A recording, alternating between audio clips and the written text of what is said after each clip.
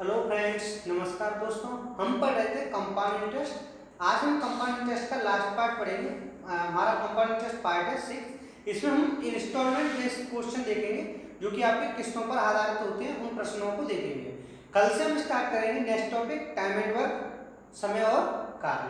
आज काफी अच्छे क्वेश्चन है, तो क्वेश्चन नंबर 1 से हम स्टार्ट करते हैं। ये क्वेश्चन इंस्टॉलमेंट पर आधारित है, यानी कि किस्तों पर आधारित है। तो देखिए पहला क्वेश्चन है, एक आदमी 10% चक्रवृद्धि ब्याज पर 21,000 रुपए का ऋण लेता है। हर वर्ष के अंत में उसे बराबर कितनी राशि देनी पड़ेगी कि 2 वर्षों में ऋण का भुगतान हो जाए।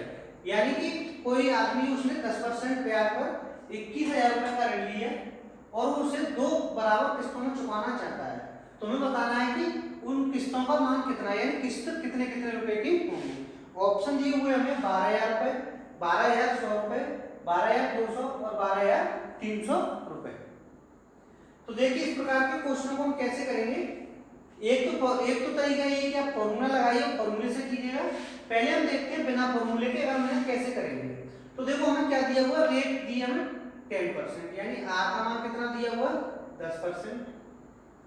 जो आपका ऋण लिया उसने कितने का लिया, यानी प्रिंसिपल उसने कितने का लिया, मूलधन 21,000 रुपए। कितने रुपए उधार लिए, 21,000 रुपए। अब वो कितने सालों में चुकाना चाहता है, वो 2 वर्षों में ऋण का भुगतान करना चाहता है, यानी 2 वर्षों में करना चाहता है। तो समय 2 साल हो गया, यानी कि किस्त कितनी होगी, 2 किस्त हो गई। यानी एन बराबर क्या होगा, नंबर ऑफ इंस्टॉलमेंट, यानी कि 2 किस्त। कितनी किस्तों में, 2 किस्तें। 2 किस्तों में वो अमाउंट चुकाना चाहता है। तो देखिए एक तरीका तो आपका यही है कि आप फॉर्मूला लगाइएगा, उससे कीजिएगा। दूसरा तरीका ये है कि जैसे आपको मैंने पिछले वीडियो में कराया था कि जैसे दर दी हुई में अगर आर दिया हुआ है तो इसे देखो आर का मान हम कितना लिख सकते हैं, आर बराबर 10%। 10% को हम कितना लिख सकते हैं, आर बराबर 1/10 इतना लिख सकते हैं। आर 10% का मान कितना होगा फ्रैक्शन में 1/10। यानी इसका अर्थ ये हुआ कि अगर हमारा प्रिंसिपल 10 रुपए है तो हमारा जो अमाउंट होता था वो कितना होता था, अमाउंट होता था 11 रुपए। यहाँ पर हम इसे अमाउंट को क्या लिखेंगे, इंस्टॉलमेंट लिख सकते हैं। यानी क्या लिखेंगे हम यहाँ पर, इंस्टॉलमेंट, यानी कि किस्त की पेमेंट।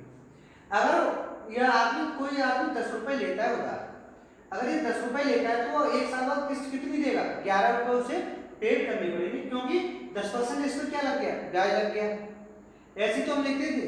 अब यहाँ पर जब 10 रुपए है तो ब्याज कितना है, 11 रुपए, यानी 11 रुपए ब्याज में देना पड़ेगा, या अमाउंट हो या इंस्टॉलमेंट हो। अब ये हमें बताना है 2 साल में। 2 साल में हम देखेंगे उसमें क्या करते थे, मल्टीप्लाई करते थे, यानी मूलधन से मिश्रण निकालने के लिए हम क्या करते थे, मल्टीप्लाई करते थे। यहाँ पे क्या करेंगे, हम पावर में लिखेंगे। जैसे देखो यहाँ पे 10 पावर 1, अगली साल के लिए हम क्या करेंगे, 10 पे पावर 2 और 11 पे पावर 2। अगर 3 साल के लिए तो हम क्या करेंगे, 10 पे पावर 3 और 11 पे पावर 3, यानी पावर में ये आगे चलता जाएगा। तो यहाँ पे देखिए यहाँ पे 10 पे पावर 2 का मान कितना हुआ, अगर यहाँ 10 है तो यहाँ पे कितना होगा, 10 का स्क्वायर 100। ऐसे यहाँ पे कितना हो जाएगा, 11 का कितना हो जाएगा, 121। यानी इसका अर्थ ये हुआ कि अगर 100 रुपए अगर उसका मूलधन है तो किस्त कितने की देगा, 121 रुपए की। कितने की किस्त देगा, 121 रुपए की। अब वो कह रहा है कि बराबर की किस्त है, यानी किस्त कैसी कैसी उसकी बराबर की है। यानी दूसरी साल उसने किस्त कितने की दी, 121 रुपए की। तो पहले साल में किस्त कितने की दी होगी, 121 की। तो हम क्या करेंगे, दोनों किस्तों को क्या करेंगे, समान करेंगे। तो समान करने के लिए हम इसमें कितने का मल्टीप्लाई करेंगे, 11 का। जबकि ये क्या है, हमारा रेशियो दिया हुआ है। अगर यहाँ पर मूलधन अगर हमारा 10 है तो किस्त कितनी आ रही थी, 11 रुपए आ रही थी। अगर अब किस्त हमारी कितनी होगी, 11 × 11 121 होगी, तो मूलधन भी हमारा कितना हो जाएगा, यानी कि इसमें भी हम कितने मल्टीप्लाई करेंगे, 11 का। तो जो हमारा प्रिंसिपल है वो कितना हो गया, प्रिंसिपल हो जाएगा हमारा 110 रुपए और 100 रुपए, यानी कि 210 रुपए हो गए। कितना हो गया, 210 रुपए। अगर हमारा प्रिंसिपल 210 रुपए है तो इस पर किस्त कितनी आ रही है, अगर कोई व्यक्ति 210 रुपए उधार लेता है तो वह 2 किस्तों में चुकाना चाहता है तो उसे कितने कितने रुपए की किस्त आएगी, 121 रुपए की।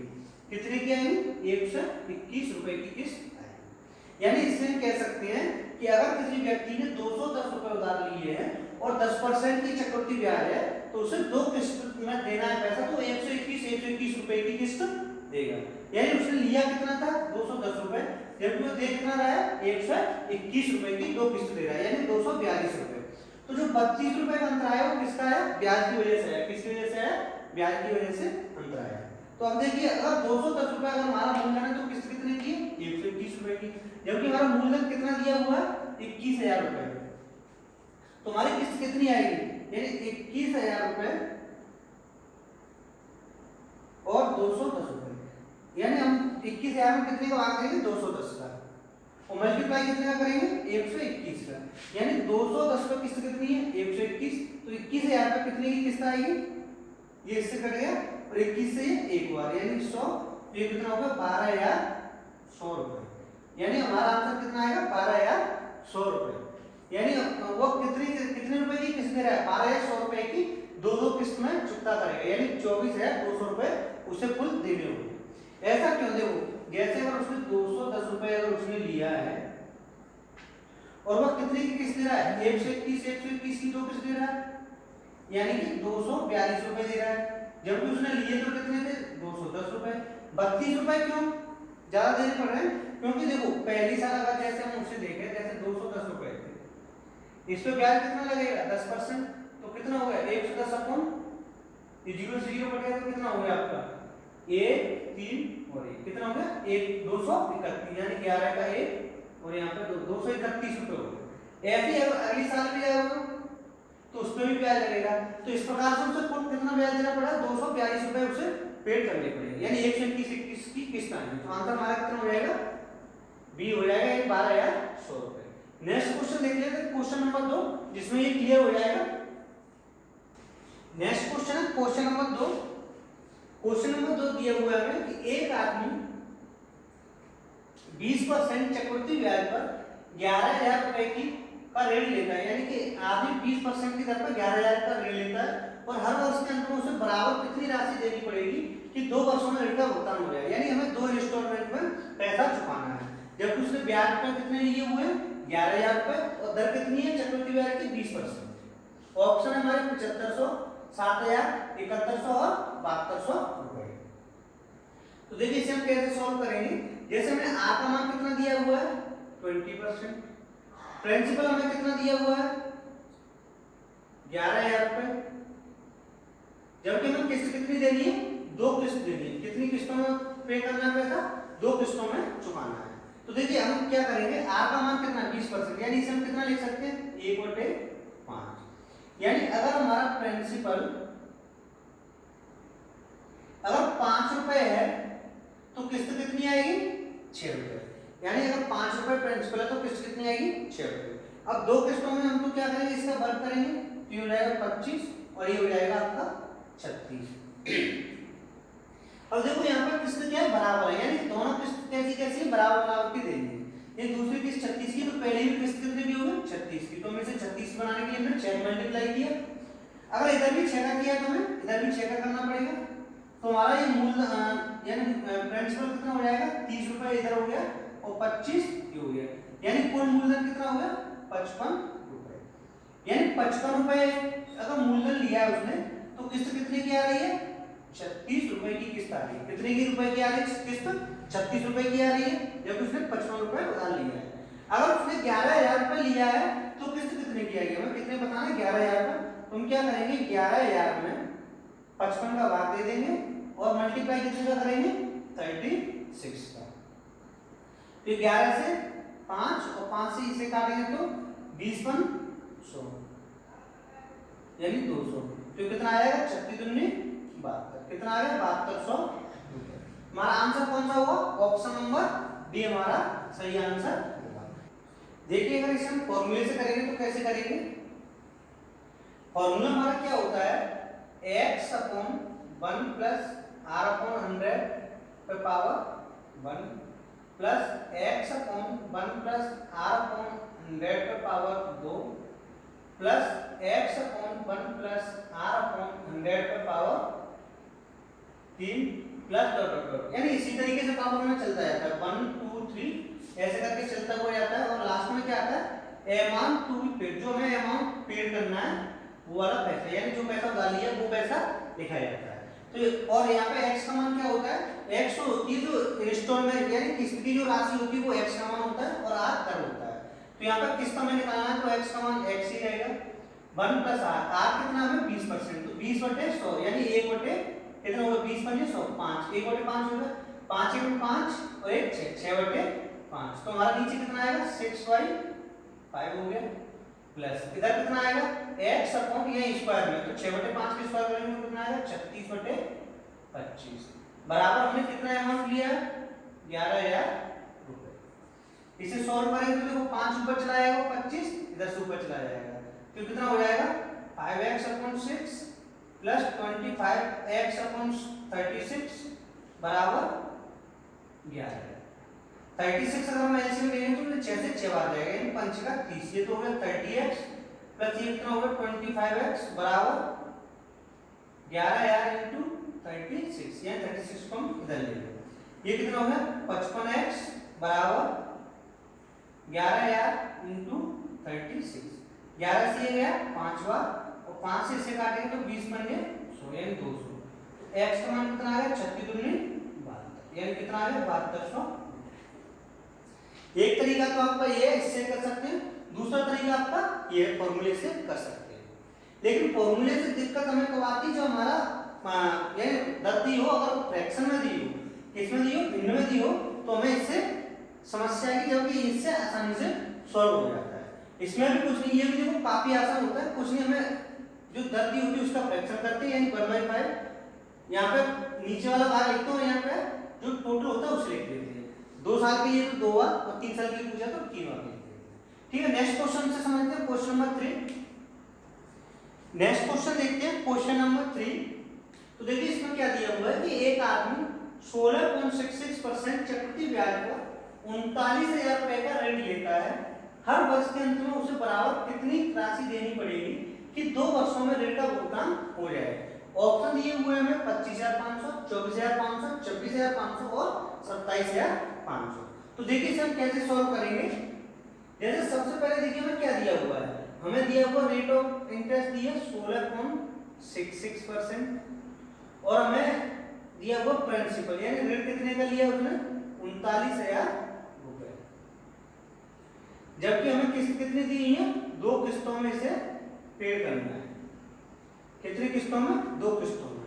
तो देखिए इसमें क्या करेंगे, अगर इसे हम फॉर्मूले में रखते हैं आर का मान तो हमें थोड़ी दिक्कत रहेगी यानी थोड़ा टाइम लगेगा उसे सॉल्व करने में, जबकि इससे देखो आसान रहेगा।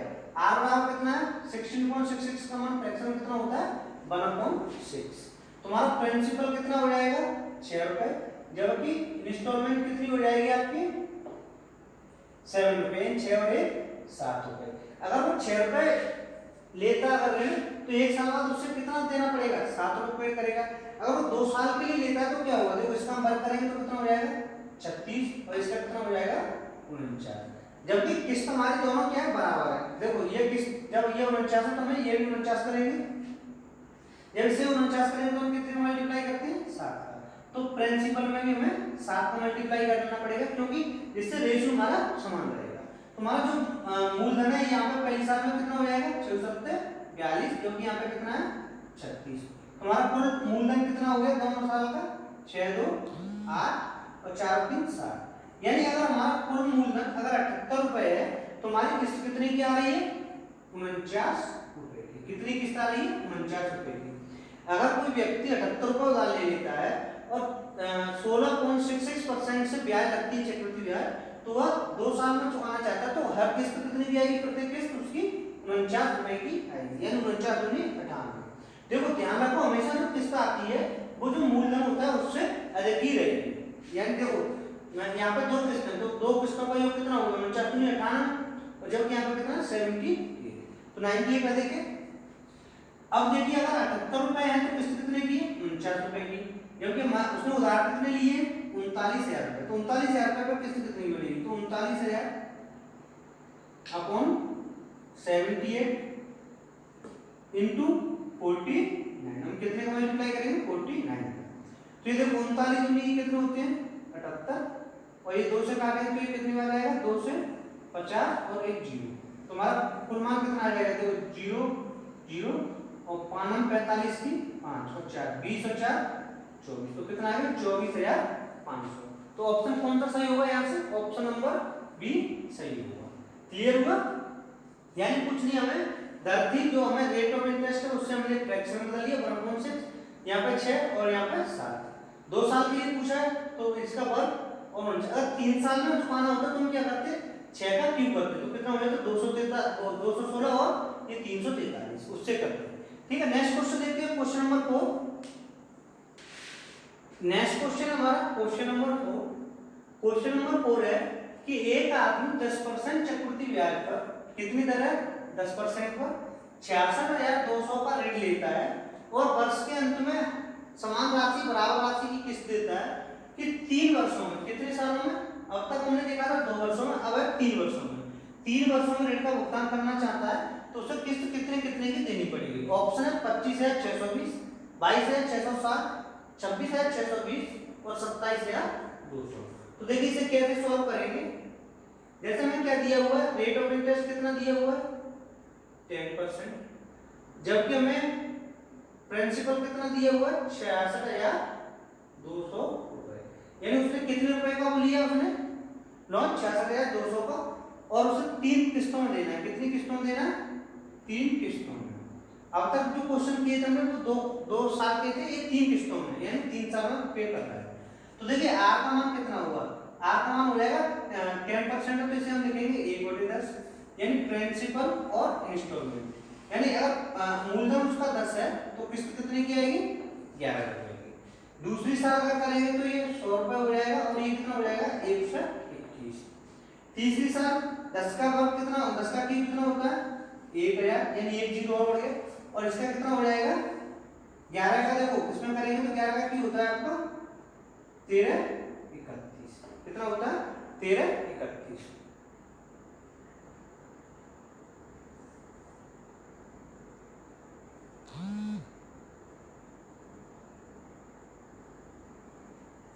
क्लियर हुआ? यानी देखो एक साल के लिए, दूसरी साल और तीसरी साल, यानी उसकी किस्त कितने की पड़ रही? 1331 रुपए की। तो हमें देखो बताना है बराबर किस्त है। किस्त कैसी है? बराबर है, तो हमें ये तीनों अमाउंट बराबर करनी पड़ेगी। अगर ये किस्त बराबर नहीं कहता तो कोई दिक्कत नहीं थी, 11 इतना ही रहने देते। अब देखो किस्त कितने की पड़ रही है? 1331 की। इसे भी 1331 करेंगे तो कितने मल्टीप्लाई किया जाएगा? 11 का। और इसे समान करने के लिए हम कितने का करेंगे? 11 × 11 या 121। इतना क्लियर हुआ? जबकि इनका देखो रेशियो में ये 10 है तो ये 11 है। अब ये कितना हो गया? 11 × 11 1331 हो गया। तो इसमें भी हमें कितने को मल्टीप्लाई करना पड़ेगा? 121 का। और यहाँ पर कितने करना पड़ेगा? 11 का। यहाँ तो 1331 है तो यहाँ पे तो किसी का करना नहीं। तो हमारा मूलधन कितना हो गया? यानी कि प्रिंसिपल कितना हो गया? 121 पे 1 0, दूसरी साल में 11 पे 2 0 और तीसरी साल में कितना? 1000। यानी कुल जो मूलधन है वो कितना हो गया? 0 1 3 और 3, यानी 3310 रुपए। अगर 3310 रुपए का वो उधार लेता है तो उसे किस्त कितने की आएगी?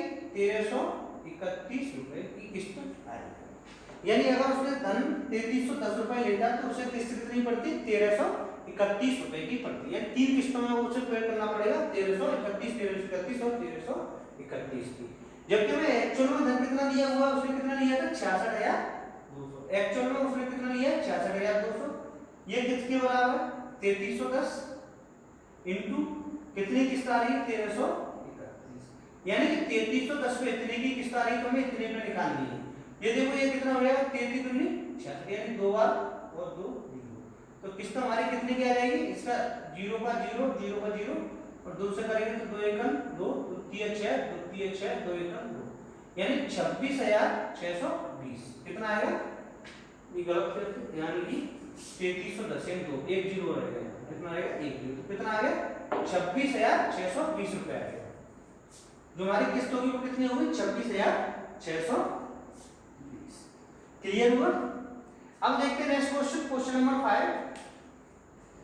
नेक्स्ट क्वेश्चन है क्वेश्चन नंबर 5 दिया हुआ है हमें, काफी अच्छा क्वेश्चन है कि एक वस्तु को 2 बराबर वार्षिक किस्तों पर खरीदा गया, यानी कोई वस्तु हमने दो बराबर वार्षिक किस्तों पर खरीदा है, दर हमें दी है 4% हो और प्रत्येक किस्त कितने की है 1352 रुपए की हो, तो वस्तु का वास्तविक मूल्य ज्ञात कीजिए।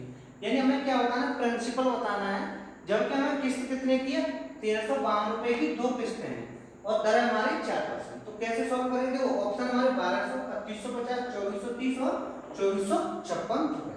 तो देखिए इसे हम कैसे सॉल्व करेंगे, जैसे हमें क्या दिया हुआ है, आर का मान कितना दिया हुआ है 4% और जबकि किस्त हमें कितने की दी है, यानी एक्स का मान कितना दिया है 1352 रुपए और हमें पी का मान निकालना है, यानी प्रिंसिपल हमें बताना है, मूलधन बताना है। तो देखिए आर का मान कितना हो जाएगा, 4% को कितना लिख सकते हैं 25 और 100, यानी कि 1/25। अगर हमारा प्रिंसिपल 25 रुपए होता तो जो किस्त है वो कितनी आती 26 रुपए आती, जबकि हमें कितनी किस्तों में बताना है, दो किस्तों में पे कर रहा है, कितने में कर रहा है 1352 दो किस्तें हैं, तो ये कितना हो जाएगा 25 का वर्ग कितना होगा 625, जबकि 26 का कितना होगा 676 रुपए। इतना क्लियर हुआ, यानी किस्त अगर 2 सालों में है तो दो वर्ग करेंगे इसका तो 625 और इसका कितना आएगा 676। किस्त हमारी बराबर है, तो देखो ये 676 की तो ये भी 676 की किस्त होगी, तो इसमें कितने मल्टीप्लाई करेंगे 26 का। अगर इधर हम 26 का करेंगे तो हम इसमें भी 26 का मल्टीप्लाई करेंगे, क्योंकि रेशियो में समान रखना है। तो जो हमारा प्रिंसिपल है वो कितना हो जाएगा 26 × 25, यानी 25 × 125, 25 छिक्के 150 की 0 हासिल 15, 25 × 50 और 15 65, यानी 650। दूसरा हमें दिया हुआ 625 रुपए, यानी कुल मूलधन हमारा कितना हो गया 1275 रुपए। यानी कि अगर हमारा मूलधन 1275 है तो किस्त कितने की आ रही है 676 रुपए। कितने की किस्त है 676 रुपए की। हमें बताना है कि अगर किस्त हमारी 1352 रुपए की हो तो हमें मूलधन बताना है। अब देखो यहाँ पर अब हमें क्या दिया हुआ 1352 रुपए की एक्चुअल किस्त है, कितने की 1352 की, तो हम भाग किसका देंगे, ये देखो किस्त का मान, तो किस्त का भाग देंगे यानी 676 मल्टीप्लाई कितने से करेंगे 1275। ऐसा क्यों करते हैं, देखो अगर हमारा 1275 रुपए का मूलधन है तो किस्त कितनी है 676 की, अगर हमारी किस्त 1352 की हो जाए, कितने की हो जाए 1352 रुपए की, तुम्हारा मूलधन कितना आएगा x। तो हम क्या करते हैं इनका मल्टीप्लाई करते हैं क्रॉस में, तो देखो x × 676 1275 × 1352, तो देखो 1352 × 1275 अपॉन 676, तो यहाँ से हमारा क्या आ जाएगा मूलधन आ जाएगा, यानी प्रिंसिपल आपका आ जाएगा। देखो इसे सॉल्व करें तो ये देखो 6 दूनी 12, ये इसका अलावा कितना डबल है, देखो 6 दूनी 12 की 2 हाथ से 7 दूनी 14 15 5 हाथ से 7 12 1 13, तो कितना हो जाएगा हमारा 1275 × 2, तो 2 पंजे 10 की 0 हासिल 1 14 1 15 5 हासिल 1 1 24 और 1 25, कितना आ गया 2550 रुपए। तो हमारा आंसर क्या होगा, ऑप्शन नंबर बी सही होगा, यानी उसने 2550 रुपए उधार लिए होंगे और 4% की दर से दो किस्तों में चुकाएगा, तो 1352 उसे कितनी किस्त देनी पड़ेगी, दो किस्त देनी पड़ेगी। नेक्स्ट क्वेश्चन देखते हैं, क्वेश्चन नंबर 6। नेक्स्ट क्वेश्चन है क्वेश्चन नंबर 6। ये दिया हुआ है कि एक वस्तु को दो बराबर वार्षिक किस्तों पर खरीदा गया, यदि दर कितनी हो 5% हो और प्रत्येक किस्त कितने की हो 17,640 रुपए की हो, तो वस्तु का वास्तविक मूल्य ज्ञात कीजिए। यानी कि किसी व्यक्ति ने कोई धन उधार लिया और उसने दो किस्तों पे चुकाया, कितने कितने की 17,640 की दो किस्तों में उसने चुका दिया, जबकि चक्रवृद्धि ब्याज कितनी है 5% की है, तो हमें बताना है कि उसका वास्तविक मूल्य कितना है। तो ऑप्शन दिए हुए हमें 32,800, 32,400, 32,000 और 32,200। तो देखिए हम कैसे सॉल्व करेंगे,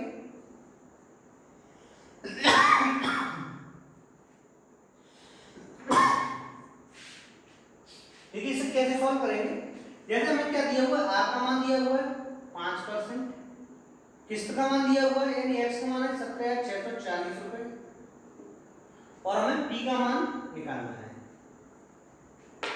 तो दर को हम कितना लिख सकते हैं 5% को लिख सकते हैं हम 1/20, यानी अगर हमारा मूलधन 20 रुपए है तो जो हमारी किस्त आएगी वो कितने की आएगी 21 रुपए की।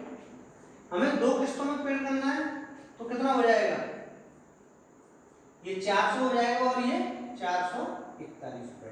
समान किस्त है यानी 441 की दो किस्त है, तो ये 441 बनाने के लिए इसमें भी हमें 21 का गुणा करना पड़ेगा, तो इधर भी 21 का होगा, तो ये कितना हो जाएगा हमारा जो प्रिंसिपल है वो कितना हो जाएगा 21 दूनी 42 420 रुपए और 400 रुपए, यानी कि 820 रुपए अगर हमारा मूलधन होता तो हमारी किस्त कितने की आती 441 रुपए की, कितने की 441 रुपए की, जबकि हमारी किस्त कितने की आई है 17,640 की, और हमें क्या बताना मूलधन बताना है, यानी मूलधन P बराबर 17,640, ये क्या है किस्त दी है, और हमारा एक्चुअल जो हमारी किस्त आ रही है वो कितनी की आ रही है 441 रुपए, कितने का आ रही है 820 रुपए, तो 820 को मल्टीप्लाई करती है और किस्त में किस्त का भाग देती है, जब इसे करेंगे तो देखो 4 एकम 4 6 24 2 और 4 एकम 4 तो 16 46 16 ये 4 से कितने आ जाएगा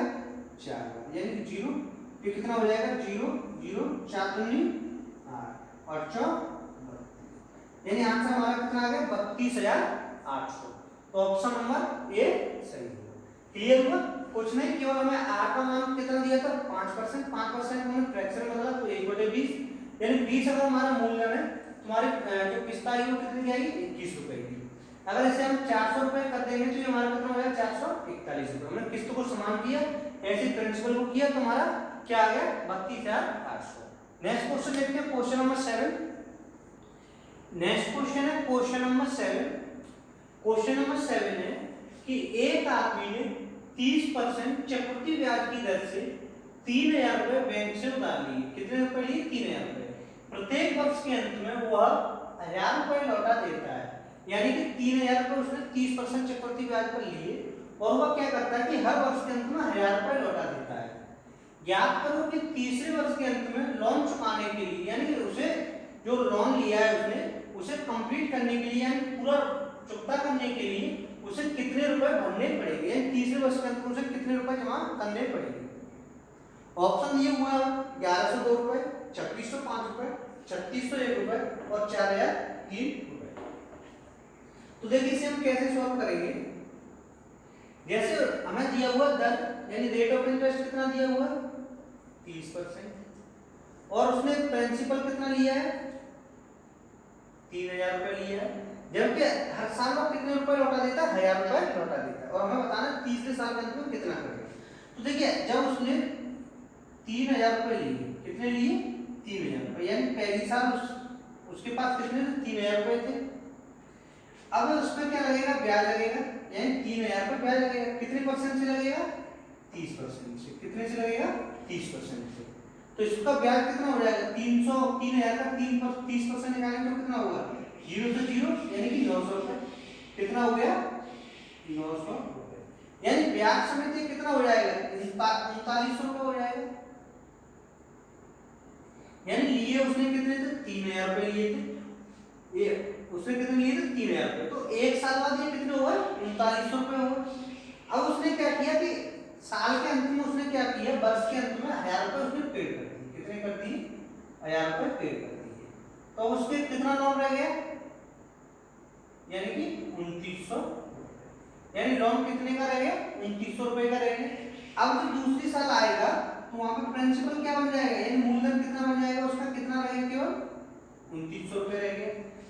अब क्या होगा उस साल में उसे ब्याज लगेगा कितने से 30% लगेगा, क्योंकि देखो चक्रवृद्धि ब्याज असल ब्याज लगेगा, तो ये कितना हो जाएगा 2,900 का निकालेंगे 0 से 0 2 0 कटेगा 29 या 87, कितना हो गया 870 रुपए, कितना ब्याज लग गया इस पर 870 रुपए ब्याज लग गया, कुल कितना हो गया ब्याज समेत 0 और 7 का 7 और 8 और 17 का 7 5 से लेके यानी कि 3, कितना हो गया 3,770 रुपए, यानी कि 2 साल बाद दूसरी साल के अंत में कितना वो हो गया उसका सम या मिश्रण कितना होगा 3,770 रुपए, 1,000 रुपए उसने जमा कर दिए तो कितना आ गया ये 2,770 रुपए, यानी तीसरे वर्ष के लिए उसका कितना हो गया ये धन 2,770।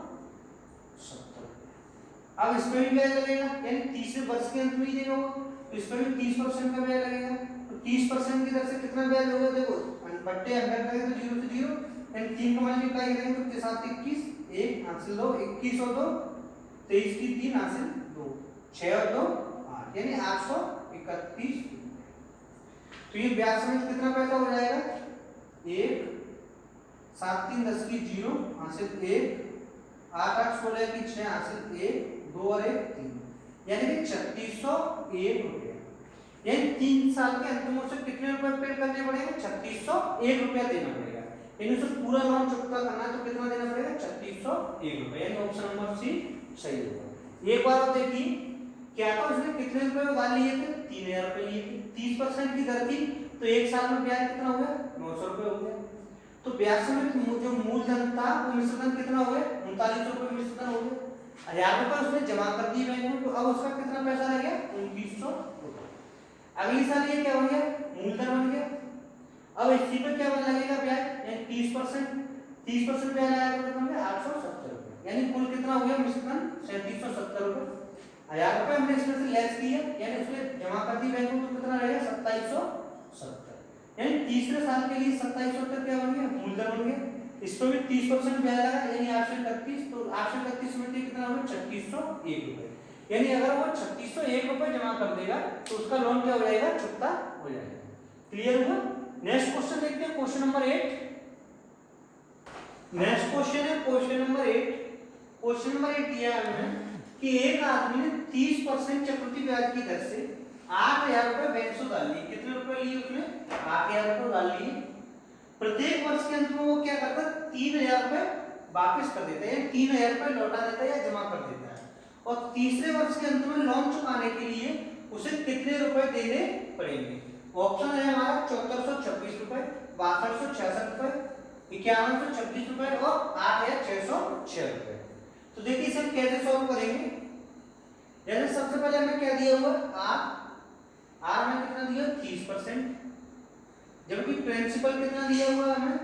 8000 रुपए, और वो हर साल कितने जमा करता है? यानी कि 3000 रुपए जमा करता है। क्लियर हुआ? हमें तीसरे वर्ष के अंत में बताना है कि उसे कितने रुपए देने पड़ेंगे। तो देखो सबसे पहले उस पहली साल उसके पास कितने थे? 8000 रुपए थे। अब इसमें 30% क्या लगा होगा? ब्याज लगा होगा। तो 30% आपका यहाँ का कितना हो जाएगा? यानी एक जीरो 2 जीरो कम कर दीजिए, एक जीरो एक यहाँ से कटेगा, तो कितना हो गया? 8 यानी कि 2400। यानी 8000 पे कितने ब्याज लगे पहले साल? 2400 रुपए लगे, तो कितना हो जाएगा? 8 को 10400 रुपए हो गए, यानी 10400 रुपए। ये कब हो गया? पहली साल। अब क्या करता है वो? पहली साल 3000 रुपए जमा कर देता है, यानी साल के अंत में कितने जमा कर देता है? 3000। तो कितना बचा? 7400 रुपए, यानी 7400 रुपए बचे। तो 7400 रुपए बचे हैं वो दूसरी साल क्या बन जाएंगे? मूलधन बन जाएंगे, यानी 7400 रुपए दूसरी साल। इस पर भी 30% ब्याज लगेगा, तो ब्याज कितना हो जाएगा? 1 जीरो 2 जीरो हटा दीजिएगा, कितना बचे? 0, 4 की बारी 2 हासिल 1, 21 और 1 22, यानी 2220 रुपए। तो ये कितना हो गया? 7400 मिश्रधन प्लस ब्याज कितना हो जाएगा? 0, 2, 4 और 2 6 और 7 और 2 9, यानी कितने रुपए हो गए? 9620 रुपए। जब हमने इसमें ब्याज जोड़ दिया तो कितना हो गया? 9620 रुपए। इसमें से 3000 रुपए उसने जमा कर दी, तो कितना बचा उसके पास? 0, 2, 6 यानी 6620 रुपए। तो तीसरी साल के शुरुआत में 6620 रुपए क्या होगा? उसका मूलधन होगा। इस पर ब्याज कितना लग रहा है? 30% लगेगा, तो कितना हो जाएगा? 30%, इन 0 से 0 कट गए, 3 दूनी 6, 36 18 हासिल 1 18 19, यानी 1986 रुपए। तो कुल उसे कितने रुपए देने पड़ेंगे? इसे देखें तो कितना हो जाएगा? 6, 8 10 की 0 हासिल 1, 9 6 15 की 5 हासिल 1, 7 और 1 कितना आ गया? यानी 8506।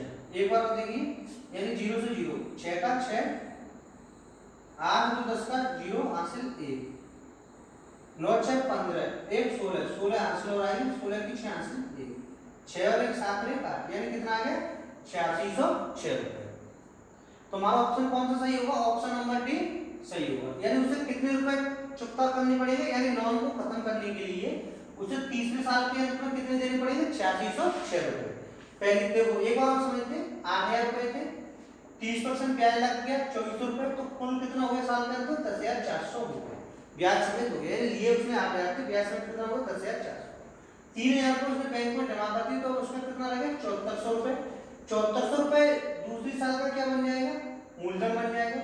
इस पर 30% से ब्याज लगाया तो कितना आ गया 2220 रुपए, तो ब्याज समेत कितना हो गया 9620 रुपए हो गया। 3000 उसने जमा कर दी तो कितना बचा 6620 रुपए। 6620 रुपए तीसरी साल के लिए क्या बन गया, हमारा मूलधन बन गया। इस पर 30% की दर से ब्याज लगा तो 1986 ब्याज रुपए हो गए, यानी कि कुल उससे ब्याज समेत पैसा कितना जमा करना पड़ेगा 8606 रुपए। तो ऑप्शन कौन सा सही होगा, यहाँ से ऑप्शन नंबर डी सही होगा। ये था हमारा कंपाउंड इंटरेस्ट का लास्ट भाग था। इसमें हमने देखा आपका किस्तों पर आधारित प्रश्न पढ़े और सिंपल इंटरेस्ट में आपको करा चुका हूँ। कल से हम स्टार्ट करेंगे टाइम एंड वर्क, यानी समय और कार्य। काफी अच्छा टॉपिक है, ठीक है। अगर आपको ये वीडियो पसंद आया हो तो लाइक कीजिए, शेयर कीजिए और सब्सक्राइब कीजिए। Thank you for watching.